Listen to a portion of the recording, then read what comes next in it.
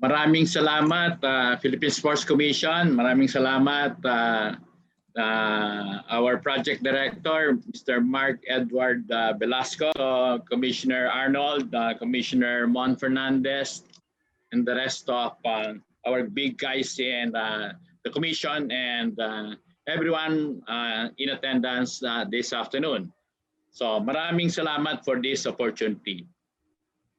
I did not have any reservations accepting this invitation to talk on a topic dear to my heart, which is anti-doping. And in today's world, looking at the major title of this talk, which is protecting the integrity of sports and moving closer to clean sport. Of course, this afternoon, pag-uusapan natin ang doping in sport and anti-doping efforts. So hindi magkaluyo yan. So it has been a journey. So from the remote past to the recent past to current and future, we're excited. The reason why I did not have any reservations Doping Code 2021. Again, I will give you the reasons why nagkaroon ng revisions.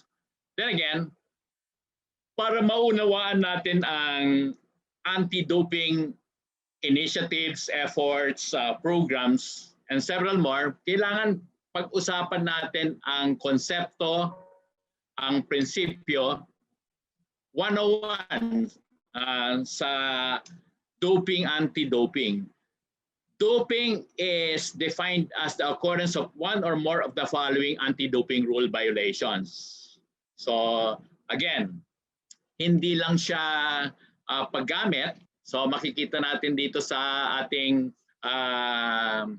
presentation, merong 10 bagay para magkaroon ng anti-doping rule violations. So as it is, from number 1 to number 2, use, refusing, failure, tampering, possession, trafficking, administering, complicity, prohibited association with a sanctioned athlete.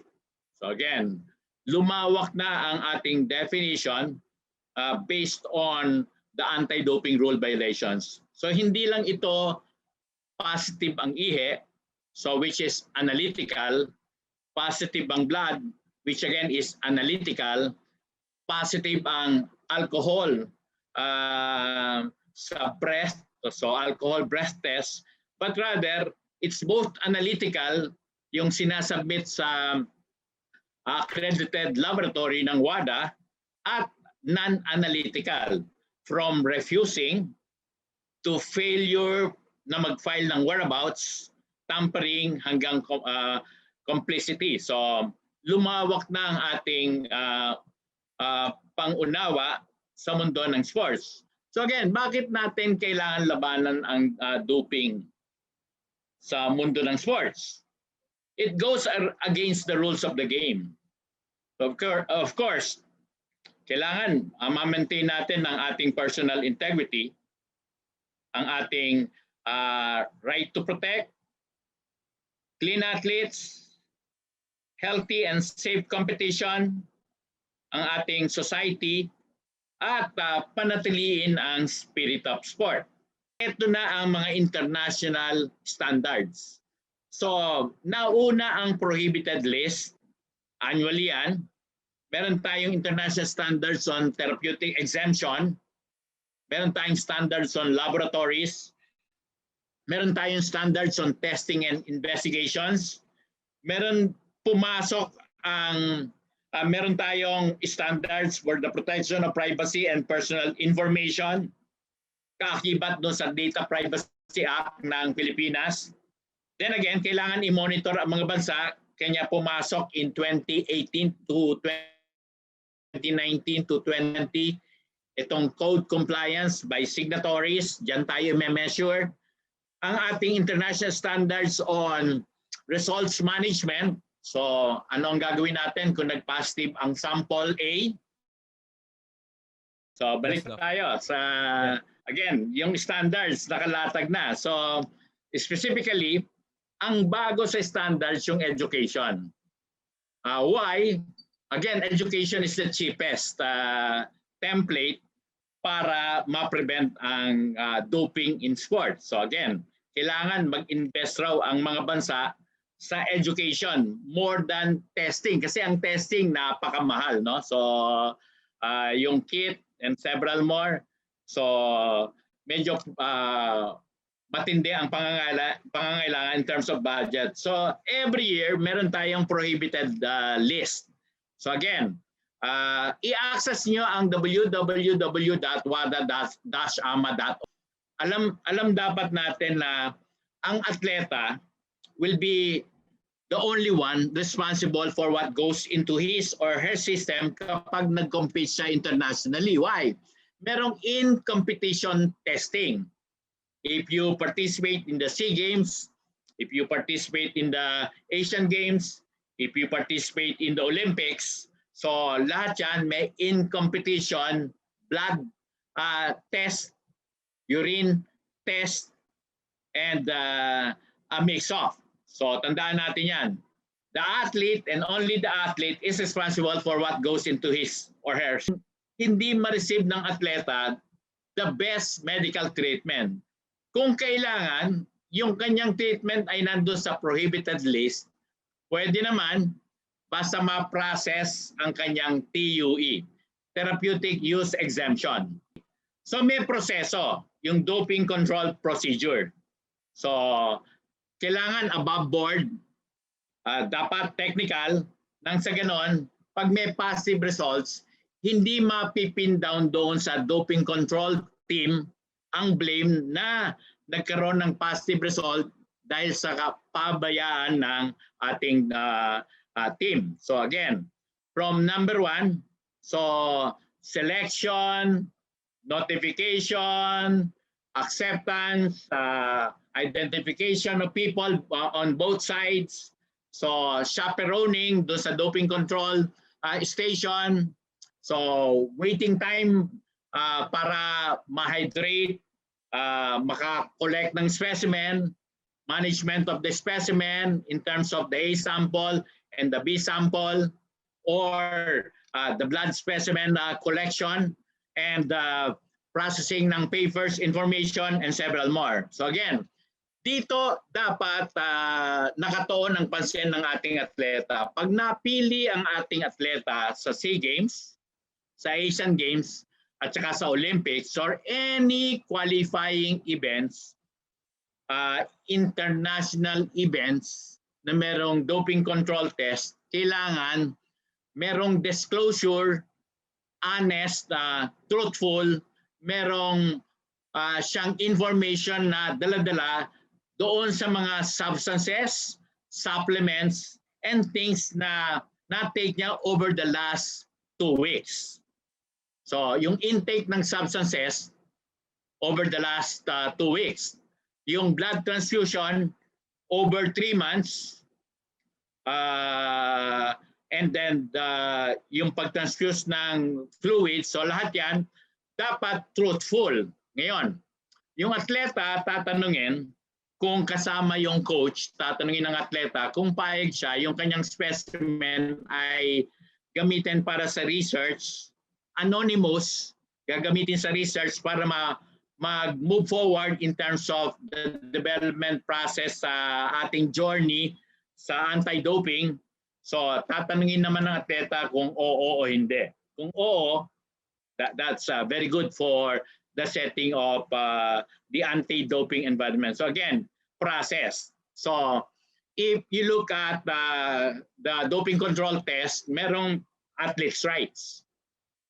So may karapatan ng atleta to have a representative or interpreter to obtain additional information about the process. Pwede ka magtanong to ensure no irregularities with the procedures, kung worn out na yung kit, kung basag yung kit, kung nabuksan na, and to comment on the sample collection process.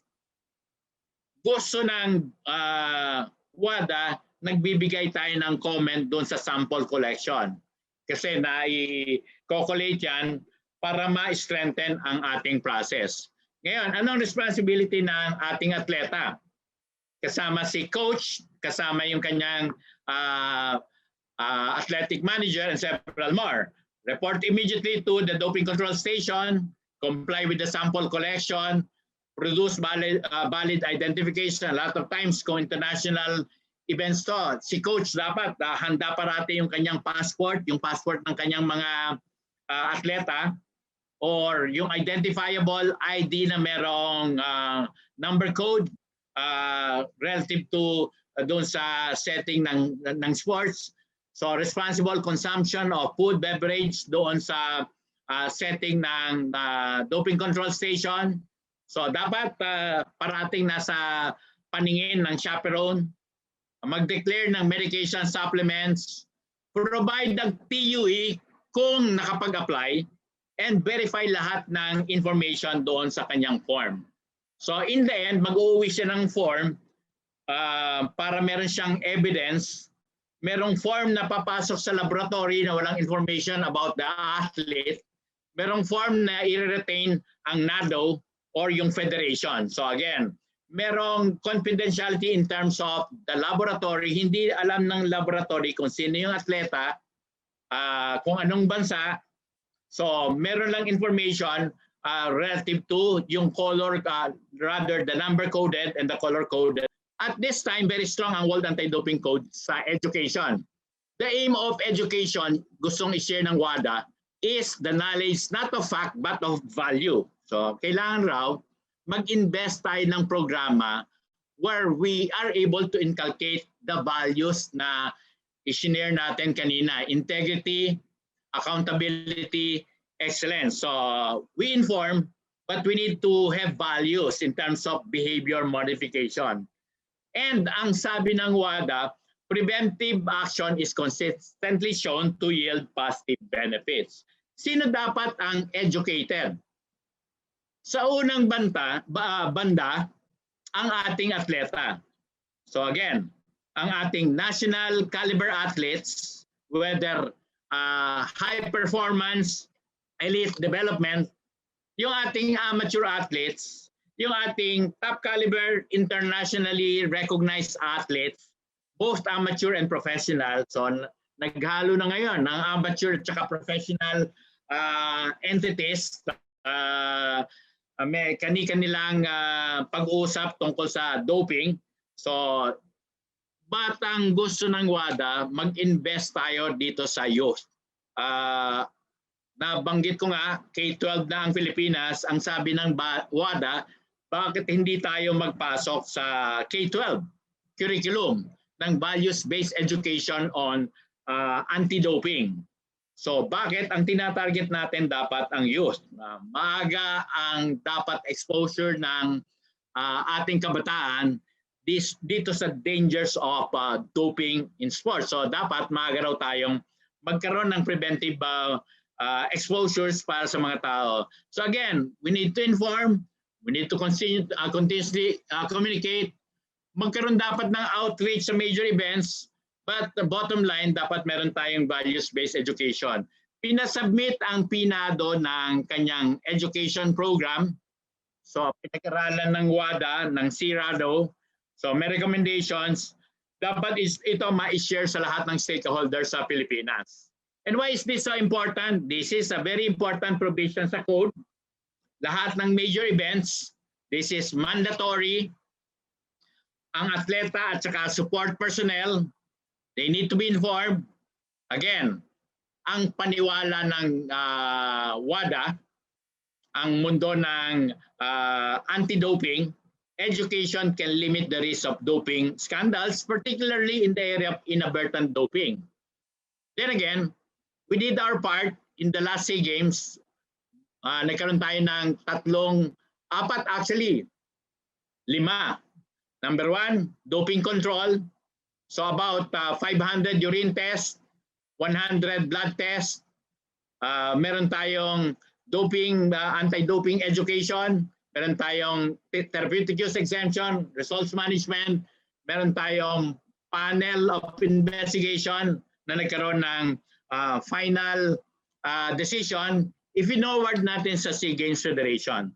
But doon sa ating outreach, provide relevant and up-to-date information, administer engaging, interactive, fun education. Ang ating outreach ngayon, maraming gadgets, so maraming tools para ma-encourage ang lahat na mag-participate. So nandito ang ating team, myself, Dr. Pineda, si Justin, si Steph, ang ating anti-doping educator, si Alet, kasama dito as doping control officer. So again, tandaan natin, coaches, ayaw natin mapasok sa halanganin ng ating athletes. Ma-limit itong inadvertent doping. Ano ito? Accidental doping. Contaminated. In the Malaysian SEA Games, ahead of the Philippine SEA Games, nagkaroon ng positive results sa weight-reducing pill, sibutramine. They found out yung supplement contaminated yung kanyang manufacturing. Kanya nag-positive yung atleta. Then again, may strict principle of accountability, liability. So nangailangan na pag-usapan, investigahan, meron na bigyan ng 4 months, meron na bigyan ng 6 months, meron na bigyan ng 8 months. Of course, lower than what it is kung doping talaga. So intentional doping as against inadvertent doping. Ang intentional doping kasi pwedeng for 4 years, pwedeng 2 years. So depende sa pag-uusap, no, sa again, ang ating World Anti-Doping Agency website, maraming tools. Lahat kayo, lahat ng nakikinig ngayon dito sa programa nating Sports Conversations, magbe-benefit dito sa materials available sa WADA. Libre. So libre ito. You can access, so definition, the process, whereabouts, lahat ng sinabi ko sa inyo kanina, ethical reasons not to dope, merong playthrough quiz. So merong bago, Adele, anti-doping e-learning. So na upgrade siya. Merong coach through. So these are tools available online. Libre. So if you have difficulty accessing, kindly inform us. So matutulungan namin kayo sa access. But then again, free ito. You can download. We're in the process of translating some in Tagalog. Merong pondo binigay ang WADA Sirado para magkaroon ng unang vernacular, so Tagalog, and later on, we'll adapt the tools in several more languages. Bakit? Kailangan ma-encourage natin yung atleta natin mag-access nitong mga tools na ito. So again, yung online tools natin, i-monitor ang access ng ating mga atleta, ng ating mga coaches. Kailangan ma-monitor yung pinondohan nilang translation into the vernacular so that we determine kung there is sensitivity, specificity in terms of the vernacular language para maintindihan, maunawaan ang ating pinag-uusapan at this hour. So again, coach through, play through, so lahat ito merong mga data. So nag-umpisa ang ating anti-doping efforts through a small unit sa Philippine Center for Sports Medicine nung una, PCSM, ngayon MSAS, Medical and Scientific Services, Medical and Scientific Athlete Services, tayong 2021 PNADO anti-doping rules. So ang ating vision, play true, play clean, play fair, no to dope environment in the Philippines. Mission natin, ensure true and fair athletic performance by Filipinos through code-compliant anti-doping activities. On the sides, hindi lang ito Pinoy, kundi lahat ng international athletes na nagko-compete sa Pilipinas, nag-outsource sa PNADO, ina-handle natin sila the same way we handle Filipino athletes. So again, yung ating vision mission under the office of the chairman para magkaroon ng operational independence. So direct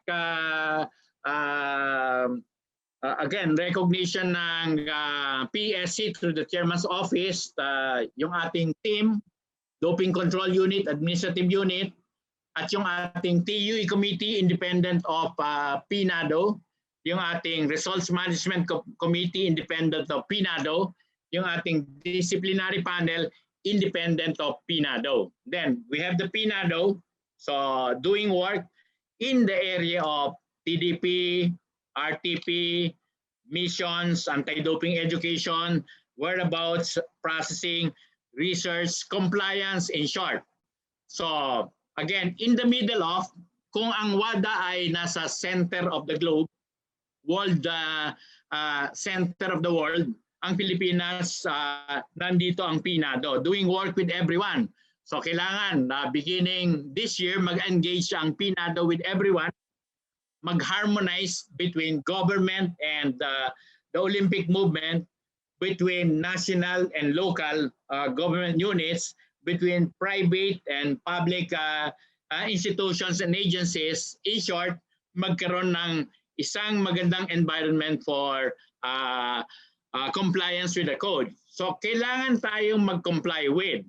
Ang basis will be the fundamental spirit of sport values, yung Olympism natin, ethics, fair play, honesty, health, excellence in performance, character, education, fun, joy, teamwork, dedication, commitment, respect for rules, respect for self, respect for others, courage, community, solidarity. So dyan tayo nabubuhay. So ito ang ating game changers. So time will come when our recognition will be maintained both by WADA, CIRADO, and everyone in this setting. So in ending, ang battle cry natin, play true, play clean, play fair, no doping-free environment. So doping-free environment. So if you want to work with me, you can raise your hands.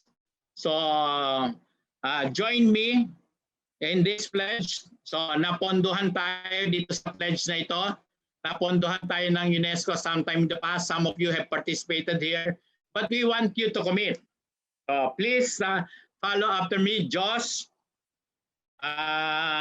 You can also be a part of this. Raise lahat ng right hand. On cam. Ipakita natin sa buong mundo. We are one in this commitment. So anti-doping pledge and commitment. Follow after me. I have the right to participate in a clean sport.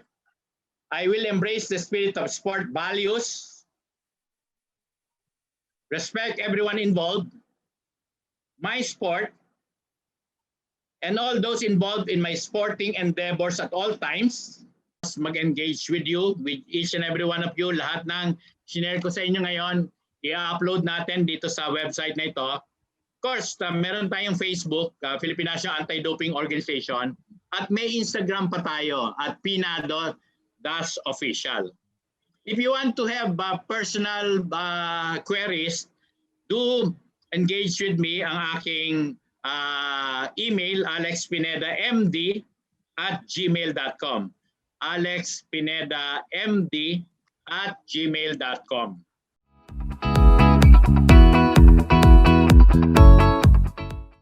Pwede naman sa local, meron mga local events na nagre-request sa amin. We sit down, we design the program. Importante dito yung preparations kasi may kaakibat na budget. Ang testing kasi medyo prohibitive. If you look at today's engagement, it is somewhere between $200 to $500 per a sample, depending on mga substances na i-incorporate natin doon sa panel of test. So again, medyo prohibitive. Yung kit mismo ay almost $30 na yung isang kit na may A and B sample. And then yung courier, nag-a-adapt pa yan. And then yun na nga, yung analysis ang pinaka-importante. Medyo mahal. Pero kung if we want a deterrent, we can put in some. But ang mas maganda, dapat may outreach yung local event. May outreach program where people can mingle, katulad ng pinakita ko kanina. But on the sides, pwede tayo may small number for testing. Pwede yun, pwedeng gawin yan. para lang mag-create ng environment that this is a doping-free scholastic meeting or sports meeting or gathering.